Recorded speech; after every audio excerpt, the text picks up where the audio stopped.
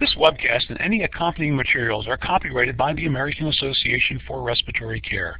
Any public display, sale, copy, or distribution of the video or materials may be undertaken with prior written consent of the AARC. Copyright 2012, all rights reserved. My name is Bill Dubbs. I am the AARC Director of Education and Management Services, and I welcome you to today's webcast on checklists for safer intra-hospital transport of oxygenated patients. Upon completion of this webcast today, participants should be able to state the estimated annual morbidity mortality attributed to preventable harm and/or injury. List at least 3 types of preventable harm or injury that could happen during a hospitalization. Provide examples where a respiratory therapist can reduce the potential for unintended harm to patients by requiring continuous oxygenation monitoring during intra-hospital transport. And describe the importance of becoming a patient safety advocate. I am pleased to introduce today our speaker, Mr. Patrick Dunne. Patrick is a registered respiratory therapist and an AARC fellow. Patrick has a long and distinguished career in serving the respiratory care profession. He was the AARC president back in 1991 and has received numerous awards from the AARC, including the Invacare Award for Excellence in Home Respiratory Care in 1999 and its most prestigious award for exceptional service, the Jimmy A. Young Medal, in 2000. Most recently, Patrick has chaired the AARC project to develop an oxygenation monitoring checklist.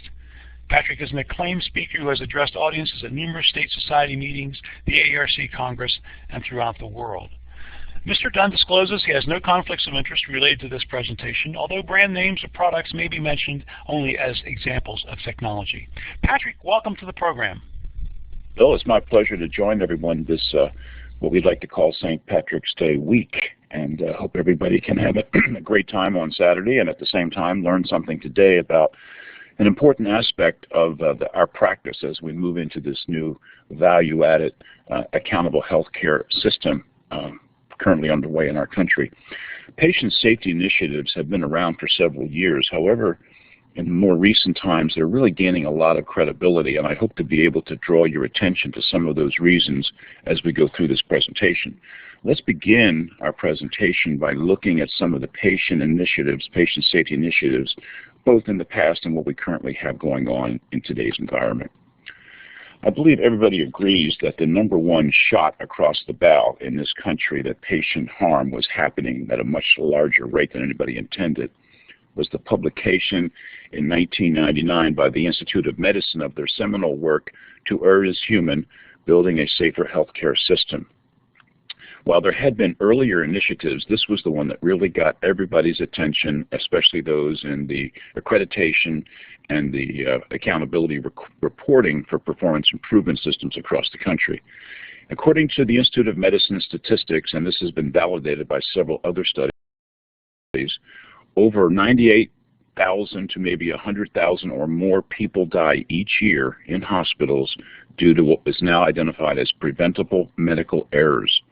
And when this book was published in 1999, the Institute of Medicine set a goal to reduce at least by 50%, if not more, the number of patients being harmed unintentionally over the next 5 years. Now, whether or not we achieve those goals is subject to dispute. As we go, the 98,000, I should point out, is probably by some people an underestimation. It may very well be higher than that because a lot of times we probably don't get the reporting that we would like to get because it's not something that hospitals or providers are willing to share. But no question about it, at least 98,000 is the bottom number. Now, way back in 1997, the National Patient Safety Foundation, as I mentioned, this is before the seminal 2 years before the Institute of Medicine, published an agenda to lead to a transition from a culture of blaming someone to more of a culture of safety. And that was followed up by the Institute of Medicine's 1999 publication, which I said really kind of drew great attention to it. In 2003, the Centers for Disease Control and Prevention in Atlanta published guidelines for preventing healthcare-associated pneumonia. This was one of the bigger issues early on in the discussion about patient safety. And then in 2009, Medicare developed an action plan, again, to focus on hospital-acquired infections. So the first two really large initiatives were identified to reduce the incidence of infections while patients were admitted to the hospital. In 2002, the Joint Commission stepped into the foray by identifying and publicizing national patient safety goals, which they basically now have incorporated well into all of their national standards and all accreditation standards for all locations of care. So the Joint Commission now is looking during the accreditation process to make sure that hospitals indeed have some aspect of patient safety embodied in their operational policies and procedures. And certainly we in respiratory therapy are expected to do very, very much the same when we take care of our patients. And we'll talk more about that as we get into this. Now, in 1991, way back in 1991, this group, the Institute for Healthcare Improvement, actually started coming out and talking about the need to improve the entire healthcare delivery system in this country. The IHI is actually a not-for-profit campaign or foundation that was established by David Berwick, who was the recent interim director of Medicare, to try and help improve the outcomes of care for patients who were admitted to the hospital and receiving care. It focused not so much on patient safety, but actually improving the application of evidence-based medicine, but obviously patient safety was a big part of that. The IHI actually has become a very significant player, and I encourage any of you who are interested in learning more about patient safety is to go ahead and Google or actually go onto the website www.ihi.org, and there's a treasure trove of free open access information and resources that are available to help implement patient safety strategies. In 2004, the IHI actually took the initiative and launched what they called the 100,000 Lives campaign. Again, the 100,000 number coming from the Institute of Medicine's suggestion. That's how many people were losing their lives each year because of medical mistakes.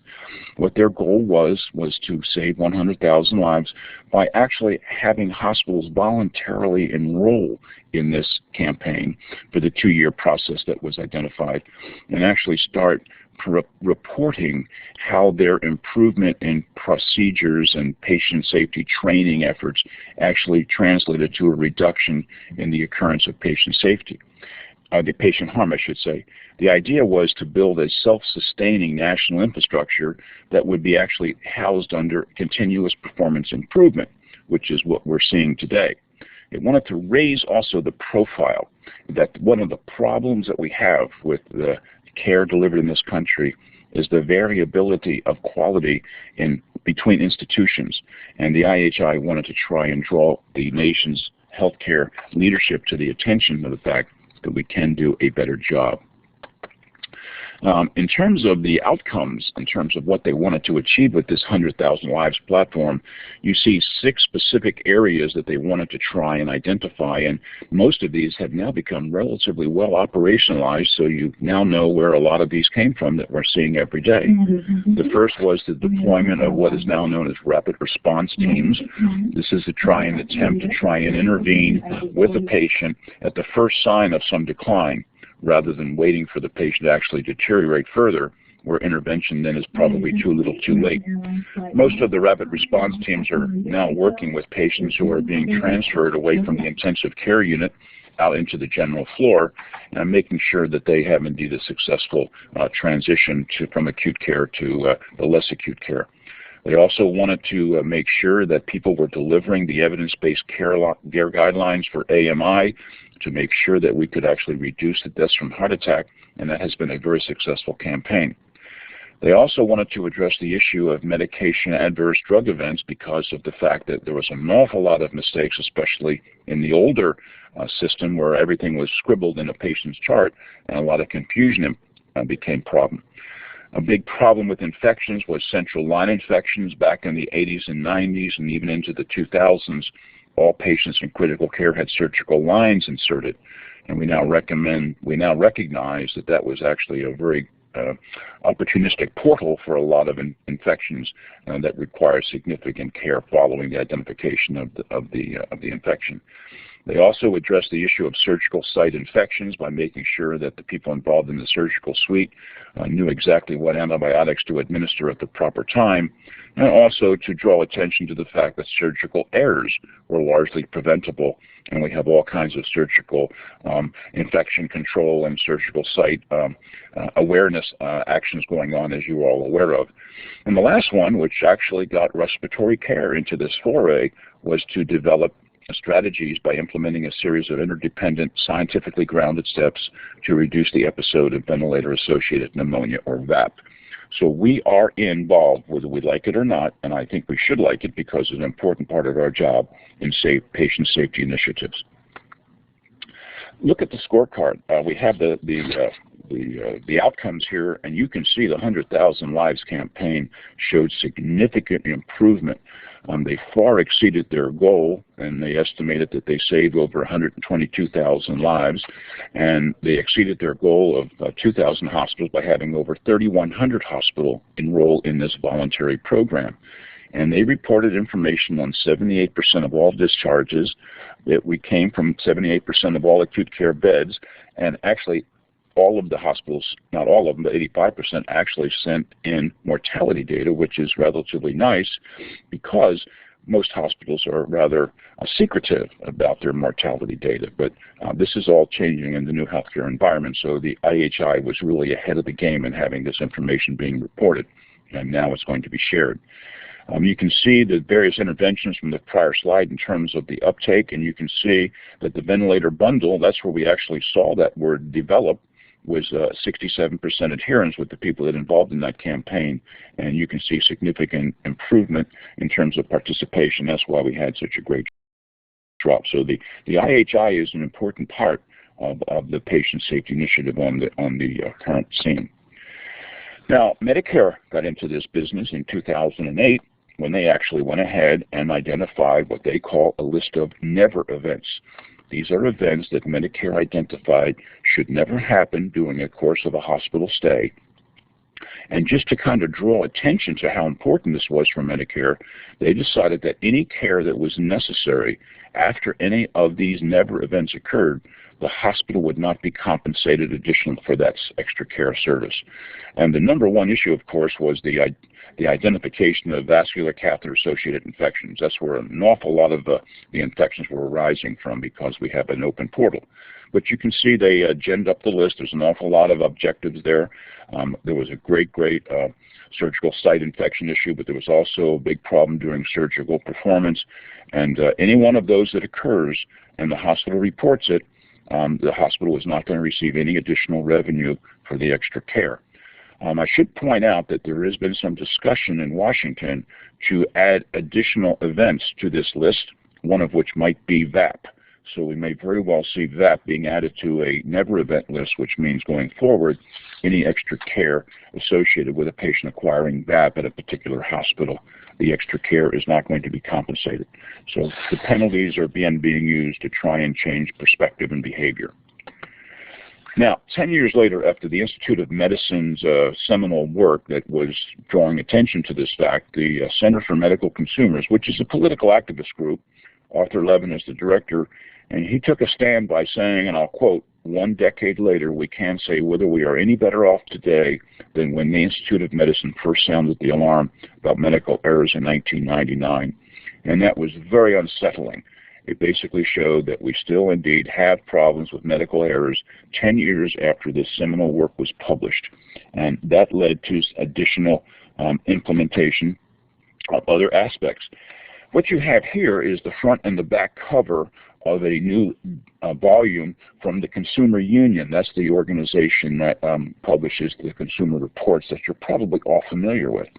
Well, the Consumer Union is actually an offshoot of that to try and identify the fact that there is problems with patient safety. So this Safe Patient Project came out, and I don't know if you can see it clearly on the cover of the left side, but it basically says 1 million deaths 10 years later. What they basically said is we have not made any significant change. They gave the country's healthcare system a failing grade, and they went over on the right side and they basically said killing 99,000 or 100,000 Americans is like equivalent to 5 or 6 jumbo jets crashing every day. So it really does and it kind of identify the fact that we are losing patients, and for some reason it still seems to be under the radar. So we have an awful lot of current initiatives going on that is really drawing attention to this fact. These are basically preventable deaths. This is an important document for several respects because it really kind of shows the aggregate impact of what we do. When you look at 100,000 deaths per year and you spread it across 5,000 hospitals, some probably don't see the episode that results in a patient harm or injury or death. You know, you see one here, one there, but pretty soon, over the course of 10 years, you're now into a crisis mode. One here, one there, 10 years later, accounts to over 1 million patients who have lost their lives because of avoidable or preventable medical mistakes. So it really is an issue of a wake-up call. And I think it really, to be fair, draws attention to the fact that we all love our healthcare system under its current structure, but it's probably not the safest one around. Now, as you all know, we have a healthcare reform initiative underway in this country, driven by the Patient Protection and Affordable Care Act. And as you watch the current bevy of Republican candidates for president, you basically see them all taking issue with the Patient Protection Affordable Care Act. But let me tell you, I have yet to hear one person say anything in a negative or derogatory way about the episodes of patient safety that are included in that act. It is clearly one of the 6 stated goals for healthcare reform, and as you go through the Patient Protection and Affordable Care Act, the words patient safety or patient harm appears or is referenced in 34 separate sections. There are repeat calls for demonstration projects to integrate patient safety into the quality improvement efforts of a hospital, to try and improve patient safety and reduce medical errors through the use of best clinical practice and evidence-based medicine, incorporate patient safety monitoring into the new value-based purchasing system, and to actually start publicizing information on hospital acquired harm and injury on a Hospital Compare website. So there is no question that the Patient Protection Affordable Care Act is a very big proponent of improving patient safety. And as I said, I have not found one critic who has had anything negative to say in the area of patient safety. So I think it really is a bellwether that this is something that everybody agrees is important for our country, even if they disagree with certain other elements of the Patient Protection Affordable Care Act. Frank Sandusky, a great registered respiratory therapist from Ohio, has a great article in the AARC Times March 2012 issue where he talks about the Joint Commission's Speak Up campaign. The Joint Commission launched the Speak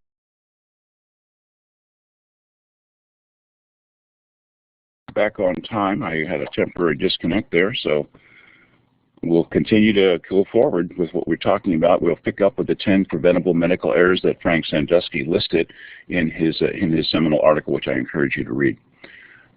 As we go on to the next one, I just want to draw your attention to why ventilator-associated pneumonia has been in the crosshairs, especially with the Medicare Never events. As you can see, substantial morbidity, mortality.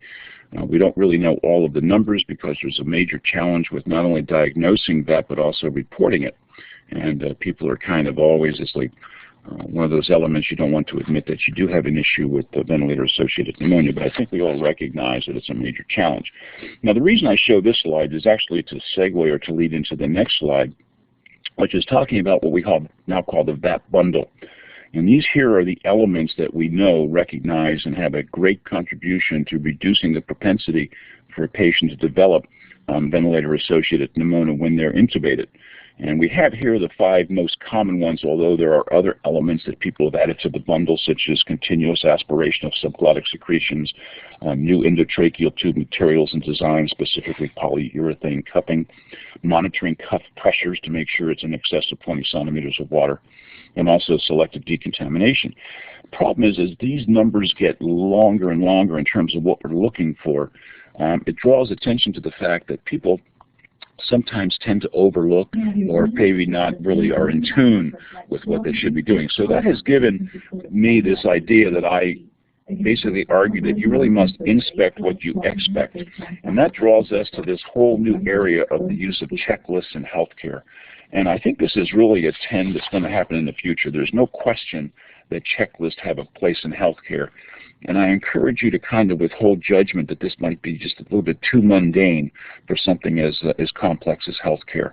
We really don't want to dismiss checklists. And I want to go through the next several slides and lead into what the FAARC is doing in terms of making checklists available to our members and to others who are interested. As we see on the next slide, since 1935, checklists have been a mainstay in aviation. Today, if you are in any aspect of aviation, whether it's commercial, military, or civilian, checklists are not an option. It's not voluntary. It is a mainstay. It is required. Because as you can fully realize, every time you get on an airplane, you have an industry here with a zero tolerance for error. There is not a lot of margin. Now, the way this started, way back in 1934-35, at that time the Army Air Corps, which was the precursor of the U.S. Air Force, they had a wonderful bomber. It was the B-10 bomber that had 2 engines, and it was a significant improvement over the biplanes that we had during the 1920s. Now, as it turns out, military leaders and our governmental leaders back in the 1930s were very concerned about what was going on in Europe. That's when the Third Reich was forming, and there was an awful lot of concern that we probably might wind up having to protect ourselves, defend ourselves, or work with our allies. So they wanted a longer-range bomber. So the B-10 was to be replaced what was to become the B-17, the Flying Fortress. And the main difference was that the B-10 bomber had 2 engines, whereas the B-17, this prototype, had 4 engines. And they had one of the test pilots who was very conversant with the B-10 bomber. But when you go from 2 engines to 4 engines, you quadruple the amount of redundancy that you have in an airplane. All airplane systems are redundant. Just in case one fails, the other will kick in and get the plane safely to the ground. Well, as the B-17 took off, it got up in altitude about 300 feet and had a stall and then immediately crashed. And of course, they all designed and all blamed the design of the plane. As it turns out, they found out that this pilot, as experienced as he was, forgot to unlock the rear elevators on the rear tail and also the rudder. So when he tried to actually lower the nose of the plane when the stall occurred, he was unable to do so. So from that point on, it was identified that it was pilot error, and that gave us the use of checklists in aviation. So what we're seeing now is a recent arrival in healthcare, and I must tell you the first place where I can find the use of checklists in healthcare was in the operating room, because we've always had issues with the wrong patient receiving the wrong surgery, or the right patient, the wrong surgery on the wrong site, or the wrong pre-op meds being given, wrong anesthesia. The list just goes on and on. So one of the first applications of checklists was in the operating suite. We next saw them in that other area that I mentioned to you, which was the central line catheter infection issue. And we now also see checklists in that prevention, and we're also seeing checklists in patient hands-off. As I asked you earlier as a rhetorical question, is this too mundane for a sophisticated healthcare system? Well, I ask you, do we really want to tolerate any margin of error that could lead to a loss of life in healthcare, just like they now have established in aviation? And I think the answer is obviously no. Now, as it turns out, we have 2 champions out there who wrote books almost simultaneously. These are both physicians practicing still, both surgeons from New England. On the left side, you see the Checklist Manifesto by Atul Gawande, who is a practicing surgeon in Boston. And on the right side, you see Safe Patients, Smart Hospitals by Dr. Peter Pronovost. And both of these are basically independently attempting to draw attention to physicians and others that checklists really do help us improve patient safety. And the idea is to try and make sure that we don't overlook some important things. What really got me when I read both of these books, especially with Dr. Gawande, was his summation here.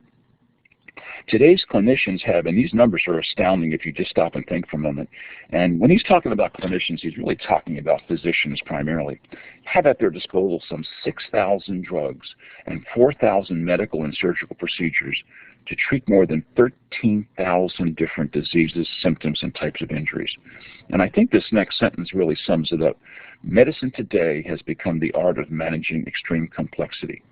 Now let me just take a break right there and point out that we also have another issue in today's environment, and that is this multitasking with instant communication with smartphones. So there's always another risk that we have all of these elements in terms of the complexity, and then we further complicate that by the increased use of instantaneous technology with smartphone technology. So it really does indeed allow checklists now to catch mental flaws inherent in all of us, flaws of memory, of attention, and of thoroughness. And Dr. Golandi was very nice in his foreword to the book to basically say that he had his comeuppance when he was forced to identify the fact that he indeed made some mistakes by overlooking certain elements during a surgical operation, and the nurse was insistent that he indeed change what he was doing. And so even someone who's alert as a safety conscious person, he was basically caught up in his own distraction. So he went on to say the checklist seemed to be able to defend anyone, himself included, even the experienced, against failure. So I think it's a very, very good read, and it draws attention to the importance of this item. And Dr. Pronos, unfortunately, had a little formatting issue here, but essentially what he did, as I mentioned, one of the main concepts of the Centers for Disease Control was to get rid of central line infections. And it was like a 120-page document. And like most governmental publications, it was just kind of looked at, it was reviewed, and it was probably put onto a pile someplace and not used. Dr. Pronovost, what he did, he reduced that down to 5 steps to go ahead and reduce central line infections. And as it turns out, the first one was hand washing prior to beginning the procedure and proper appropriate decontamination of the site, wearing sterile gloves, gowns, masks, and completely covering the patient in sterile drapes, not doing this kind of just as an afterthought. And at all times avoiding the groin area, which is one of the most contaminated next to the mouth, and then always pre-clean the sites with chlorhexidine antiseptic solutions, but most importantly, remove the catheter as soon as it's no longer needed. And I think that really bodes well with what we're trying to do with that, which is to try and get the patient off the ventilator as quickly as possible to reduce the portal. As it turns out, there was a federally funded study of 50 intensive care units in the state of Michigan back in 2007, 2008, and they found out that by implementing these 5-step checklists, infection rates due to central line infection dropped to 0, saving over 2,000 lives. So it really kind of shows that supporting checklists is not only just good for our patients, but it's also good for the environment of care. As we go to the next slide, we summarize safety checklists. As I mentioned early on, in some minds they're rather simple and decidedly low-tech, no question about that. But they do have the potential to significantly reduce the occurrence of iatrogenic harm, that's harm caused by the clinician or the practitioner. And it reminds healthcare providers of important steps that often get overlooked in today's complexity of providing care, but also with the distractions that happen with all of the instant communication that we have going on. So I think checklists in healthcare are here to stay, and that's why the respiratory care profession is so involved. Now, in that same issue of Our Times, March 2012, that I mentioned to you previously, there is an article by Doug Lair, the Chief Operating Officer of the AARC, describing one of the AARC's initiatives, which is to develop a patient safety checklist for those patients who are at risk during in-hospital transportation because they have oxygenation status that must either be monitored or at the same time must be supplemented with oxygenation. So this new patient safety checklist, I should also point out, was evidence-based. In other words, the task force that worked with me on this, we basically did literature searches, and we went ahead and found out what people were saying happened adversely to patients who were using pulse oximetry or clinicians who were using it, and what happened that really was avoidable during use of these devices, during transport, and during just routine use. And as it turns out, we found an awful lot of good information, and as I mentioned, here's this article that I encourage you to read. It's in the same issue as the one that we mentioned about Frank Sandusky. But more importantly, if you look closely, it goes on to the next page to actually identify what the checklists look like. And both of these checklists are available, and there are 2. There's one for pediatric and adults, and there's one for newborns and neonates. We realized that the parameters were different depending upon the size of the individual. And what I've done for this particular slide is I've highlighted the 3 areas where we really do see the patient having problems. And under each of those 3 areas are identification of areas that we can check off as appropriate to try and draw our attention to it. Now, the first area is the patient readiness for transport, and I've circled that with a red circle in the upper left-hand corner. And essentially what we're doing here is we're looking and making sure that the observed saturation is identified in terms of what we want, what the target saturation should be, whether or not the patient is having oxygen, if to support that saturation target, and how the oxygen is being administered. So then we get the demographics for the patient up top, and then we identify what we have right now at the time of transport. We then go down to the second area, which we really found was most often cited in the literature, and that was the device itself. Now, a lot of the articles on pulse oximetry monitoring when we did this meta-analysis were actually talking about comparison of new technology. We did not review those articles further. Once we saw that the article was identifying how one piece of equipment worked against another piece of equipment, that's what we weren't looking for that. We were looking for areas where people were running into problems with what particular monitor in terms of what they were finding. So what this section is doing is actually identifying what the high and the low settings would be on the alarm to draw attention to the fact that we want to make sure that those alarms are set and the alarms are responding as appropriate. I mean, we want to basically do an integrity check on the equipment that will be used to monitor this patient, and will also be hopefully effective enough to give us an early warning symptom that something is not working well with the patient. As you can see, we also look later on down at the battery charge to make sure there's sufficient amperage on the battery to take care of the patient's transport in the hospital. And again, I stress this is for intra or inside the hospital transport. And we also identified the placement of the electrode in case it falls off and someone is transporting the patient. They need to put the electrode back onto where it was originally placed. And we have that little diagram at the lower left-hand corner. And at the bottom of the slide, we have all of this checklist. We have all of the references that were used to draw attention to this. Now, some patients require supplemental oxygen during their transport. And so we have to make sure that people who are transporting patients understand they're going to need sufficient oxygen for the duration of that transport.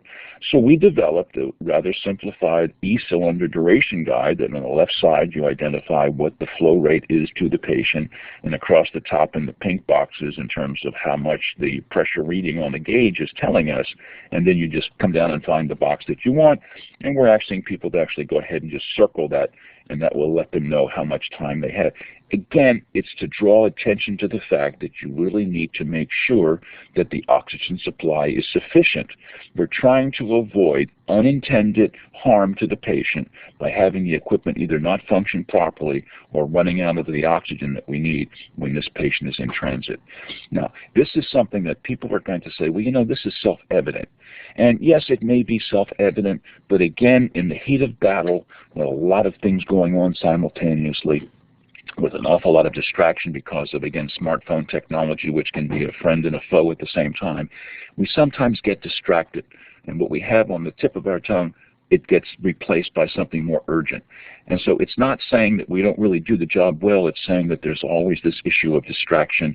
This is just a way that it reminds us to pay attention to this, because this is an important element, no different than what we saw when the plane took off with the elevators and the airlines locked back in 1935.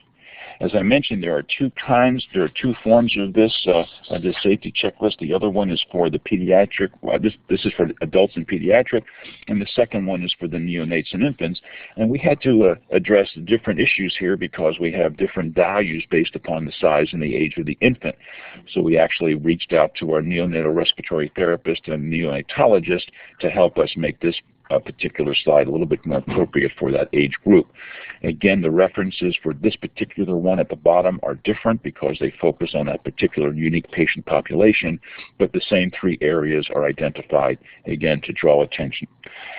Now, when we go on to say how are these to be used, what is the intended use of these particular checklists? Well, we have at least 4 and perhaps more that you can add to it during the discussion part of this. And that is certainly respiratory therapists who are performing in-hospital transport would use this. And I see this being something that really kind of raises or elevates the way we perform what we do in the eyes of others. When people start seeing respiratory therapists using a checklist when patients are being transported within the hospital who are sick enough to require oxygenation monitoring and perhaps even also receive supplemental oxygen, it kind of shows other people that we really take our job serious in terms of preventing unintended consequences that might happen en route. Can you imagine a patient going from the emergency room who's actually probably going to wind up in surgery, and they go to the radiology department to get some x-rays, and they're on oxygen, and we run out of oxygen because we didn't have sufficient oxygen in the tank. And you say, well, an RT would never do that. Well, what if the RT is not bringing the patient from the emergency room to the x-ray department or from the x-ray department to the ICU? So if the RT is doing it, obviously this checklist will help. What we see most often, and this is something that I think we can really make a difference in, is that a lot of hospitals have their own transport department where they really don't have respiratory therapists do it. Well, I think this would be an excellent resource for the respiratory therapist to become very visible in the training of these people and showing them the checklist and then having them use the checklist, these non-clinicians, when they are actually taking patients in the hospital and doing transport. So it's also a great training tool that we can use, and again, it's evidence-based, so it meets the criterion for today's current way that we do. We want to make sure that people understand that this is just another layer of patient safety. Clearly, other clinicians who perform in-hospital transport, such as nursing assistants or nurses or even physicians, residents, it's also an important tool for those people as well. They are probably more important to be using this checklist because they don't have the intuitive grasp that respiratory therapists have about what could go wrong in transit when patients who require oxygenation monitoring and supplemental oxygen and the equipment doesn't work or the oxygen contents is insufficient. So again, although we have that intuitive understanding of looking at that, we also have the risk of being distracted, so the checklist will help us, but it will also help us become a trainer. And again, for the non-clinicals performing in-hospital transport, I think this checklist should be absolutely mandatory because, again, we're drawing attention to the fact that is not significantly intuitive, and I personally think that RTs probably should be more involved and more visible in inside the hospital transport of patients who require oxygenation monitoring. Now, I want to point out one point here about checklists. One of the worst ways that we could use a checklist in which we could really start having people kind of going through the motions and not really assessing what they're checking is to have this become used as a punitive tool. Checklists are not intended to identify the bad apples in the crowd or to identify those who need sanctioning. The checklist is a resource for the positive outcome to draw attention to the various aspects that should be taken care of or probably must be taken care of if the patient is going to be safe and uncompromised at the end of the day. It is not to be used as a sanction tool. Now, clearly, if we see misadventures occurring and the checklists are being used, it can certainly draw our attention to areas that we need to do some re-education or some remediation. But again, I caution against the use of using a checklist and designing it such that it can be indeed used to sanction people. We want to train people, and we want to make sure that we understand that the majority of the harm and injury and death that is caused has been identified as preventable. And that's what we're trying to do here. Now, clearly, there are some people who just simply will not change their ways, and they will continue to put patients at risk, and obviously internal sanctions or internal counseling might be necessary. But that should not be the main use. The main use is to keep clinicians safe and sound in what they're doing. So we've covered a lot of material here, and I just want to kind of summarize and then open it up for discussions because I know some of you have questions about this. But I think much of what we do in respiratory clinical practice, we have to understand, even though, again, we're very safe in most of how we're trained and credentialed, but I think we have to understand that most of what we do has the real potential for misadventure. And I would, again, say most of that is unintended. I don't think there are people out there that are intentionally doing unsafe things. I think it just is one of those things that falls through the cracks. Nonetheless, even though we have this real potential for misadventure, whether it's intentional or otherwise, all patient harm, all patient injury is felt by many, many policymakers today to be largely preventable. So I think it really puts the burden on our shoulders to make sure that when we go down this road that we understand that these are just issues that we must address. It's not just respiratory, but it's everybody in healthcare. In this newly emerging value-based healthcare delivery system that's part of the new healthcare reform legislation, which, by the way, is going to be 2 years old in the next week or so, I mean, it really has taken hold. I'll editorialize right here. I don't think there is any likelihood of whole-scale repeal of the healthcare legislation. I think many of the elements that we have embodied it are going to go forward. And again, let me just speak hypothetically. If indeed that legislation was repealed, these patient safety initiatives were already in place. And the Joint Commission is certainly going to continue with its emphasis on patient safety initiatives, as is Medicare. The Medicare Never Events list is going to remain. But again, I don't think it's very likely that wholesale repeal is going to happen, so patient safety is going to continue to be on the front burner.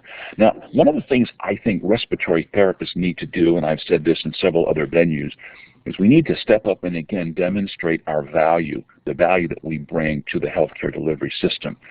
There's an awful lot of talk going on in another aspect of care, which is the readmission rate for COPD patients. We can certainly demonstrate value there. But I think by becoming a visible advocate for patient safety, it further enhances our value to the hospital and to the institution. And in the eyes of the other clinicians who are watching us do this, it really elevates us to a level that they look at us and say, you know, you folks are necessary around. You contribute value. And nobody does it like a respiratory therapist does it. And so I think we should be very proud of using checklists that we're developing. I'll tell you right now, there's another checklist currently under development that I'm very delighted to be involved with. And it's going to be a checklist to try and determine the risk potential for a patient being transferred out of the intensive care unit out to the general floor, and what their risk potential is for readmission back to the ICU. It's a different type of readmission. It's not a readmission back to the hospital, but rather a readmission back to the intensive care unit, because they were either discharged too soon or they were not monitored appropriately when they were discharged. And I must tell you, this is very important because the mortality for patients readmitted to the intensive care unit once they're transferred out to the floor is over 70%. So this is a patient population that's really at risk, and when we have this risk assessment form finally released, it's going to be a checklist, and it's going to allow respiratory therapists to identify patients who might be at risk for respiratory decompensation or cardiac decompensation, and maybe they're no longer receiving respiratory care, but they would be monitored every 1 or 2 hours just to make sure that they're continuing to progress to a successful recovery from whatever required them to be in the intensive care unit. So we're going to develop additional checklists. We're going to make them available to our members and to those that want them, and they're going to be evidence-based. So we're going to be able to step up to the bar and identify that this is indeed not only current and contemporary, but it's based on the best scientific evidence. So in summary then, I think respiratory therapists should want to embrace this patient advocacy and become a patient safety advocate, get involved in patient safety initiatives. Obviously we do a good job with that prevention, but I think we need to expand it a little bit more, and one of them obviously is to promote safer intra-hospital transport of oxygenated patients. I would just love to see the look on the faces of some of the people in the emergency department when we come down and start transporting patients and we whip out our checklist and start checking off elements that could potentially go wrong. I think we're going to make a wonderful impression and not only contribute to our own stature, but also more importantly, contribute to much safer patient care. At this time, I'll end and turn it back over to Bill so that we can have some questions and some other discussion. Well, Patrick, I do want to thank you for an excellent presentation. You certainly laid out the rationale for why we need to be focusing on patient safety, and it's certainly hard to believe that it's been since 1999 when that report first appeared that really captured the imagination, or not the imagination. It sort of hit people square in the face with the fact that we've got problems out there. This is a time for you folks to ask your questions. Just type them in, and we'll be monitoring. I've been keeping track of some. We haven't had many questions, but we've had some comments as we've gone along. I've kept track of those, and I'll turn Patrick loose on those in just a second. But before I do that, I want you to not only send us your questions, but if you are involved in any patient safety initiatives, if the respiratory therapists are involved in any patient safety initiatives at your facility, if you would just type that in so we could sort of get a flavor for that, it would be appreciated. It kind of follows my first question to Patrick, and that is, Patrick, checklists are a great way to improve patient safety, but there are other patient safety initiatives out there in which respiratory therapists have been getting increasingly involved. I know this is not what you prepared your talk on, but a couple of those that come to mind include certainly emergency response teams, or also known as rapid response teams, also interdisciplinary teams in which projects to improve patient processes have been developed through interdisciplinary teams that involve respiratory therapists. Some of those things come to mind. Have you any comment on any of those, Patrick? I sure do, and I'll tell you the reason, and you hit the nail right on the head, Bill, and that's the teamwork. Performance improvement, I believe, is going to be the vehicle going forward where all healthcare reform is going to occur. It's not going to be randomized clinical trials, although that's important. But when we change processes in the hospital, currently looking at what we have in place, and then maybe looking at it through the eyes of a committee, a multidisciplinary committee, where we can change that and improve it. So performance improvement is really going to be the dominant vehicle, and there's no question that the rapid response team was the first area where respiratory therapists were involved. We were obviously involved in BAP, but I'm sad to say in some hospitals, respiratory therapists are not involved in BAP prevention. I think respiratory therapists should be involved in BAP prevention committee work, getting right on top of it, and actually, if not chairing the committee, certainly being part of the committee, and to develop checklists. And when we did our BAP prevention program, which is now a 4-unit CRCE program on the AARC website, we basically identified the fact that these checklists are being used widely. And a lot of therapists have shared with me that they have developed their own checklists to assure that the VAP prevention systems are indeed operative all the time.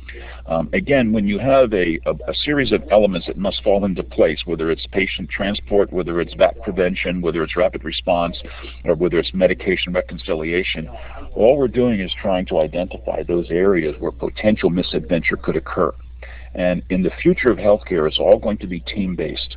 We're no longer going to have the silos where we have one department doing their thing and another department doing their thing. It's going to be multidisciplinary. And I think you hit the nail right on the head, Bill, that we need to be involved much more so in patient safety initiatives in general, but in particular in the performance improvement committees in the hospital that will really basically be where all of this information will be accumulated, where reporting will be made, and where analysis will be made, because the information will now be reported, mandatory reporting to Medicare, and that information that is going to appear on the patient care website. Okay. I'm going to flip back to the questions here, Patrick, or the comments. One that came up was, do you see more scarce hospital resources being used for more defensive medicine in light of Medicare's refusal to pay for services where the hospital and staff are, quote, at fault? If so, will this continue to erode the profit margin for non-profit margin, where ultimately fewer employees are hired with lower pay, etc.? Well, there's no question that with the new Affordable Care Act and all the changes that Medicare is launching, especially the new value-based purchasing reimbursement system this October that's kicking in, some hospitals that are marginal might not be able to make the transition, to be honest with you, and I know people don't want to hear that, but Medicare is of the opinion that poor-performing hospitals probably ought not to be able to be around. Maybe it's time that we do a thinning of the herd. In defense of that position, they're really identifying the fact that 2/3 of our healthcare dollars each year, and I think in 2011 the number was $2.7 trillion, that's trillion with a T, 2/3 of that went to take care of patients with one or more chronic medical conditions. So the idea is that just having these patients come in and practice defensive medicine and then treat them and send them home, only to have them come back in again and treat them but also be defensive so we don't have Medicare never events, that in itself is not going to be a successful formula. In the future, as of this October, when the patient is discharged from the hospital for whatever care they receive, they are no longer going to be out of sight, out of mind. The hospital under the new system is going to be importantly involved and responsible and accountable for that care continuing once the patient is discharged. So it's a whole new game. And I really encourage our listeners to think about this in terms of the value that we can bring to the healthcare delivery system. And I'm going to be very, very honest with you, and I think we've not been recognized as the excellent patient educators we are in the past because it hasn't been one of those, quote, billable procedures, if you will, or billable entities. Well, going forward, patient education, staff education, patient safety training initiatives, internal dynamics to try and improve processes and procedures in a multidisciplinary area, that's all going to be perceived as part of the value proposition. And those hospitals that do that and report successful outcomes are going to do very well financially. Those that don't are probably not going to be around in 5 years. Okay. A comment came up and a question came up, and this is usually an elephant in the room when it comes to patient safety. The question is, what's the safest patient care ratio for RTs for vent care? Having to do with too few resources means that we have more potential for mistakes. And before I turn that question over to you for comment, Patrick, I will tell you that while we don't have any data, any specific data on that from hospitals, we did ask respiratory therapists in our 2009 Human Resources study to report to us what the expected ratio of patients to therapists was that were receiving mechanical ventilation, and the average that we got back was about 6 was about the number, with a standard deviation of either 2 or 3. I can't remember which one that was, but that was that seemed to be the practice out there around that period of time. There is a lot of interest in growing interest in staffing ratios.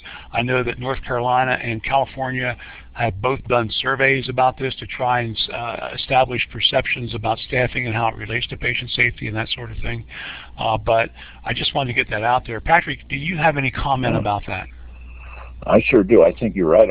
Again, nail right on the head. There's no question that ventilator ratio is a patient safety issue, especially when we have to continually be vigilant in terms of that bundle for that patient is actually on a ventilator with an endotracheal tube. It's a little bit less onerous when we have non-invasive ventilation because there's a little bit more room for air, but not with the endotracheal tube. I'm reminded by Dean Hess over and over again that it's not probably ventilator-associated pneumonia, it's endotracheal tube-associated pneumonia. So I think that number 6, I feel comfortable with that because, you know, you just don't zip on through. There's a lot of preparation, like optimum hand hygiene every time you touch a patient, and then recording what you see. I think each institution probably needs to develop their own standard, and I think that's the way going forward is going to work out. That doesn't mean you just do it in the void. For example, the survey that you mentioned from North Carolina and California, those would be very influential to bring to a performance improvement committee meeting that wanted to identify what should be the staffing ratio in our institution for patients who are on mechanical ventilation. And look at the data that you get from these surveys. Also do a literature search, and you'll be surprised the information that you find. But then you really have to sit down and look at your own institution, the criticality of the patient types that you get into your intensive care unit, the types of patients, how they're on ventilators, how long they're on ventilators, if it's just a short-term duration following surgery versus long-term ventilation because of trauma, severe trauma. So it's all going to be individually mandated at each institution. But respiratory therapists have got to be involved very actively in that from the outset. And I think, again, those surveys that you mentioned, Bill, will be great resources and will certainly complement other literature that will probably continue to emerge, because that is indeed a patient safety initiative, as you so correctly identified. Okay, Patrick, we are almost out of time. I'd like you to go over to the discussion window, start at the bottom, and kind of quickly scroll through there and see if there's anything that grabs your attention that you want to take as a last opportunity to comment.